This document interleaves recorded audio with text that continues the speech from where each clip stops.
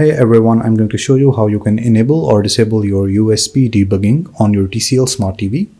So to enable that, first you will need to turn on the developers mode. For that, you can simply go to the top right corner on the settings. From here on, you can go to device preferences, and then you can go to about.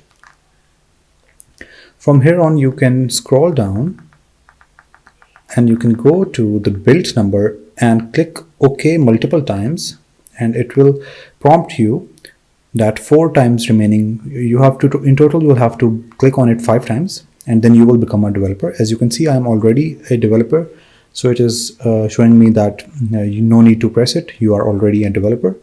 So now, once that you have become the developer after clicking 5 times, you can simply go and scroll down, and then you will find these new developers options in your settings. You can simply open that, and after that you can scroll down, and from here on you can turn on or turn off your debug. So from here on you can turn on and turn off your USB debugging that you were looking for.